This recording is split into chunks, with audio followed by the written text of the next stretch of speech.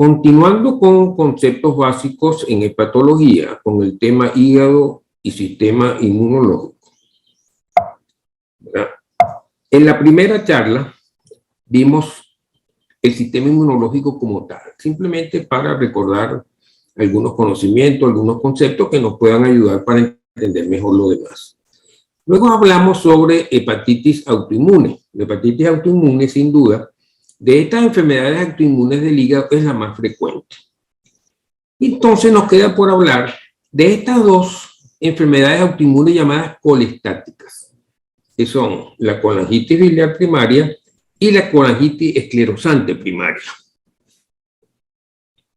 ¿Qué es la colangitis biliar primaria? Bueno, lo primero que es interesante recordar es que hasta hace unos años era denominada cirrosis biliar primaria, y hay una extensa literatura con este tema, de manera pues que hay que estar pendiente de ello. Sin embargo, todos estuvieron de acuerdo que este nombre no es adecuado, ya que no todos, inclusive ni siquiera la mayoría, tenía cirrosis. ¿Y qué es la colangitis biliar primaria? Es una colangitis. ¿Qué quiere decir? Que las células que están afectadas son los colangiocitos, no son los hepatocitos, son los colangiocitos. Es linfocítica y de pequeños conductos, sí, de muy pequeños conductos. En la imagen izquierda vemos el árbol biliar completo y hay una señal roja donde vemos que lo único que está afectado son los colangiocitos iniciales, los más pequeñitos, los que ya están muy cerca del hepatocito.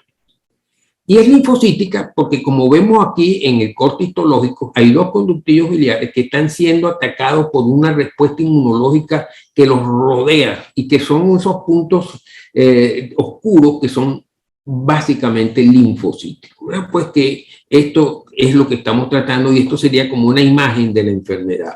Resumiendo, estamos hablando de una enfermedad autoinmune, colestática, crónica, progresiva. Pero vamos a definir qué es colestasis, ya que estamos hablando de enfermedades colestáticas.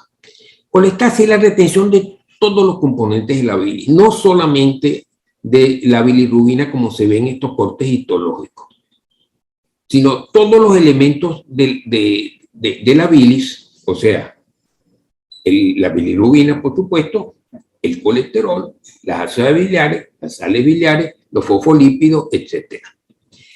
Y un elemento importantísimo en la colestasis en general es esta enzima, que es la fosfatasa alcalina, que va a estar presente en los colangiocitos. Fíjense ustedes que es interesante, porque en las hepatitis en general, hepatitis virales, lo que está afectado son los hepatocitos y la enzima que está allí presente es la transaminasa.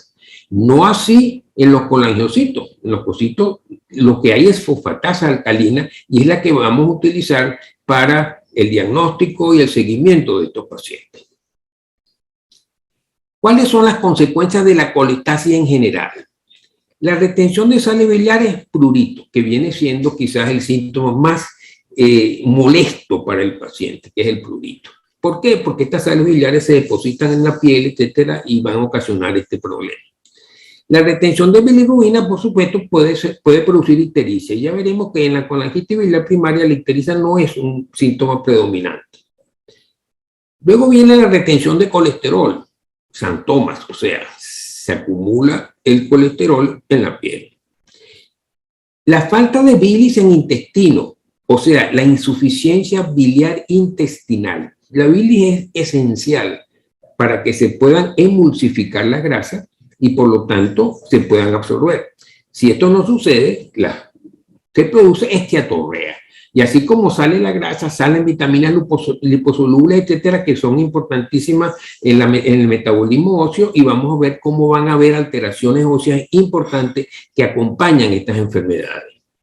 Luego tenemos la retención de ácidos biliares en el hepatocito que lesiona el hepatocito y la retención de cobre, porque el cobre se elimina por la bilis, a través del hígado, por supuesto. Inclusive uno puede hacer parte del diagnóstico histológico o histoquímico, es detectar cobre en los hepatocitos. Así como vemos cómo detectamos bilirrubina, podemos también detectar cobre, que es un indicio de que ahí está pasando pues un problema.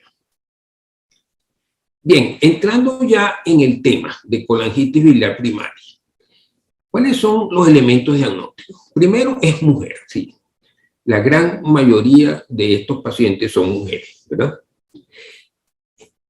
Algunos hombres pueden tenerla, pero la gran mayoría son mujeres. Luego, el prurito, como ya dijimos, los antelasmas, la fosfatasa alcalina y la GGT elevados, y una especie de marcador que tenemos de esta enfermedad, afortunadamente digo yo, porque nos ayuda muchísimo el diagnóstico, que son los anticuerpos antimitocondriales. Luego tenemos las imágenes que tienen que mostrar una vía biliar normal, porque las lesiones de la colangitis biliar primaria son de los conductos muy pequeños, de manera pues que no se afecta el árbol biliar completo.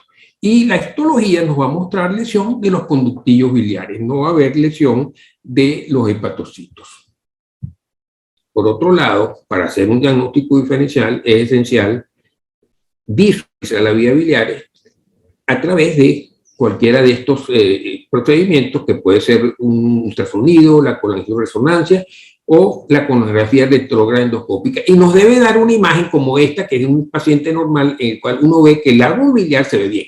Porque recuerden que la colonografía retrógrada endoscópica no visualiza esas muy pequeñas ramas iniciales del árbol biliar. ¿No? Tenemos que estar seguros para poder hacer un diagnóstico preciso que el sistema, el árbol biliar, esté expedito completamente, no haya ningún tipo de obstrucción.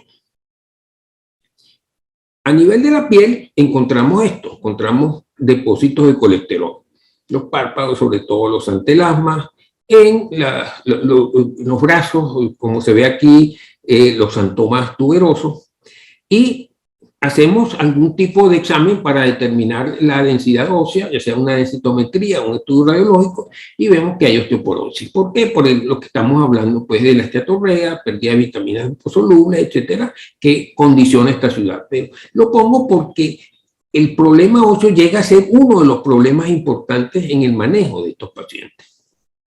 Algo que no está directamente relacionado con el hígado, pero que tenemos que vigilar.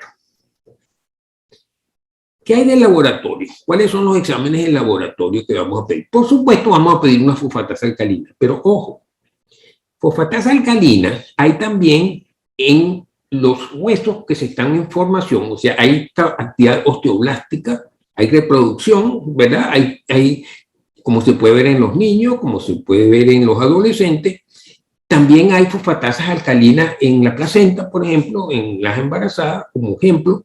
Entonces, estas fosfatasas de diferentes órganos son todas fosfatasas alcalinas, pero son isoenzimas, o sea, tienen ciertas características distintas que se pueden detectar mediante estudios bioquímicos que normalmente no se hacen porque son complejos. Entonces, ¿cómo puedo yo asegurarme de que esa fosfatasa alcalina viene del hígado? Bueno, detectando la gamma-glutamil transpeptidasa o la 5-nucleotidasa. ¿Por qué? Porque estas enzimas indefectiblemente van a estar presentes si hay una colestasis. No así si no hay colestasis. De manera que si yo tengo una fosfatasa alcalina elevada, pero la GGT está normal, yo tengo que pensar que realmente esa fosfatasa alcalina no es de origen hepático. Por lo tanto, entonces vamos a pedir una GGT, vamos a hacer la bilirrubina, como es lógico, vamos a determinar las transaminasas. Las transaminasas pueden estar discretamente elevadas, levemente o moderadamente elevadas, de manera pues que no es un examen de laboratorio que nos va a dar, no implica el daño que estamos viendo con los niveles muy bajos o normales de transaminasa. Colesterol alto, inmunoglobulina M alta, y la presencia, como les dije, esta especie de marcador que tenemos afortunadamente, que son los anticuerpos mitocondriales. ¿Qué son los anticuerpos mitocondriales? Bueno, en la cresta interna de las mitocondrias están llenas, sobre todo el retículo endoplásmico liso, recuerden, está lleno de enzimas. Una de estas enzimas es la piruvato dehidrogenasa. Y resulta que por algún motivo el sistema inmunológico crea en esta situación, con esta enfermedad, anticuerpos contra esa enzima. Y esos son los anticuerpos antimitocondriales, que como vemos aquí, están presentes en 90 a 95% de esta enfermedad. Muy interesante este anticuerpo. ¿Qué hay de la historia natural? Bueno, es larga. ¿Por qué es larga? Bueno, porque esta enfermedad progresa lentamente. Inclusive generalmente la diagnosticamos en mujeres adultas jóvenes y se prolonga a través de décadas, ¿verdad? Por supuesto que con el tiempo cada vez se va agravando más hasta que llegue ya a complicaciones severas de la cirrosis, etc. Y también hay que tener en cuenta que en el mismo paciente se pueden encontrar otras manifestaciones autoinmunes. El síndrome de Sjögren, por ejemplo, tan fastidioso, ¿verdad? También se presenta, puede haber tiroiditis, puede haber problemas renales, piel, etcétera, autoinmunes que se asocian, aunque están presentes junto con esta enfermedad. Bien, ya tenemos un diagnóstico. ¿Qué hacemos con esos pacientes? Por supuesto que lo primero es tratar el prurito, porque es lo que realmente molesta y deteriora subjetivamente al paciente. Ya veremos cómo. Después tratamos de, si es una evolución larga, tratamos de retardar lo más posible la evolución. Y para eso tenemos el ácido ursodeoxicólico y el ácido obeticólico. Le tenemos que administrar vitaminas liposolubles porque sabemos que debido a la insuficiencia biliar intestinal se están eliminando, ¿verdad?, vitaminas de este tipo. Hay alteraciones óseas que tenemos que vigilar, calcio, alendronato, etcétera. Hay complicaciones tardías de la cirrosis, bueno, que se tratan como se tratan todas las afecciones de este tipo. Y por último tenemos también, muy interesantemente, el trasplante hepático. ¿Qué podemos hacer por el prurito? Fíjense ustedes la cantidad de medicamentos que le estoy poniendo aquí. Hay como una especie de anécdota en medicina, que es cuando hay muchos remedios para una misma enfermedad, es porque ninguno de ellos realmente es muy efectivo. Y eso pasa exactamente con lo que estamos viendo. De entrada vamos a usar los medicamentos que son de menos efectos secundarios, etcétera, pero que son efectivos, como es la colestiramina y el colestipol. Si esto no nos funciona o si es necesario reforzarlo, podemos inducir, ¿verdad?, enzimas que son las que manejan esta situación, como la rifampicina, el fenobarbital, el flumesinol, que nos va a permitir mejorar la situación. Si no, antagonistas de opiáceos, naloxona, etcétera, y también antagonistas de receptores de la serotonina como ondansetron. Ustedes se dan cuenta que si hay que hablar de todo esto es porque realmente esta es una situación no fácil de manejar. El prurito, para tener suerte, tenemos que atacar la enfermedad por muchos sitios y sin embargo así todo, a veces no se logra un efecto realmente eficiente. ¿Qué es la colestiramina? La colestiramina es una resina de intercambio iónico.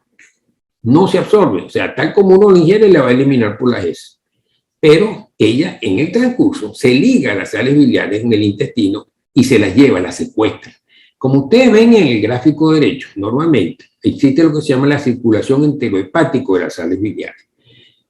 ¿Qué sucede? En el hígado se producen, se transforman los ácidos biliares en sales biliares, se eliminan por la bilis o salen por la bilis al intestino, pero luego al llegar al ilio se reabsorben normalmente. Entonces se produce lo que se llama la circulación enterohepática. Entonces las sales biliares van cada vez aumentando más porque todo lo que se está produciendo se está reabsorbiendo. ¿Qué hace la colestiramina? La colestiramina se nos une a las sales biliares en el intestino delgado, de manera que no se absorben ya no pueden ser absorbidas a nivel ilioterminal y van a ser eliminados por las heces. Fíjense ustedes la forma en que se toma este medicamento.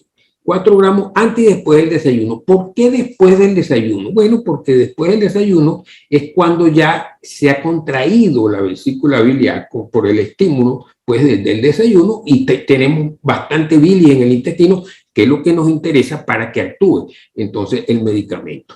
Pero, como todo, tiene sus efectos secundarios que hay que vigilar porque elimina vitaminas liposolubles, elimina grasas, elimina medicamentos, elimina calcio, de manera pues que tenemos que compensar esta situación.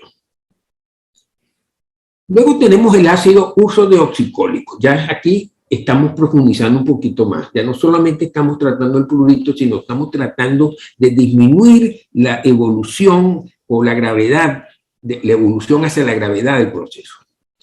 Reduce el prurito, mejora parámetros bioquímicos, fosfatasa alcalina, transaminasa, disminuye títulos anticuerpos antimitocondriales, mejora la sobrevida sin trasplante, reduce los riesgos de cirrosis y varices y disminuye niveles de lípidos. Y afortunadamente, el ácido ursodeoxicólico es muy bien tolerado, o sea, tiene muy pocos efectos secundarios y es algo que se puede obtener con facilidad, es un medicamento fácil de conseguir, de manera pues que esto es útil en esta situación. Pero también tenemos últimamente otro producto parecido al anterior, que es el ácido obeticólico. Se considera en realidad como segunda línea de tratamiento. O sea, la primera línea de tratamiento es el urso. Pero ¿por qué podemos necesitar el ácido obeticólico? Porque en combinación con el urso, en pacientes que no responden adecuadamente al urso, estamos dándole urso, no responde, le añadimos esto. O puede suceder en monoterapia en adultos que no toleran el ácido ursodeoxicólico. Entonces utilizamos el ácido obeticólico. El ácido obeticólico mejora también los niveles de fosfatasa alcalina y bilirrubina, pero fíjense ustedes qué interesante. Este producto a dosis alta genera prurito, que es justamente lo que estamos tratando de evitar. No, que hay que tener cuidado con eso, porque este fenómeno del prurito es dosis dependiente. O sea, solamente se va a presentar ya con niveles altos de la dosis. El ácido obeticólico regula génesis en la síntesis, secreción y transporte de ácidos biliares e impacta en la regulación metabólica, inflamación y fibrosis del hígado. Entonces ustedes ven que este producto solo o combinado, como se está usando también con el uso, puede ser de ayuda para controlar un poco esta enfermedad. Y entonces llegamos al trasplante hepático. Es la única opción terapéutica que puede prolongar la vida. Y veamos la cifra. La sobrevida post-trasplante está en 80% a los 5 años y 70% a los 10 años. Una sobrevida bastante buena. Puede revertir los síntomas, pero como sucede en todas estas enfermedades autoinmunes y en otro tipo también que se trasplantan, puede recurrir la enfermedad de base. O sea que en ese hígado trasplantado aparece nuevamente la enfermedad. Sin embargo,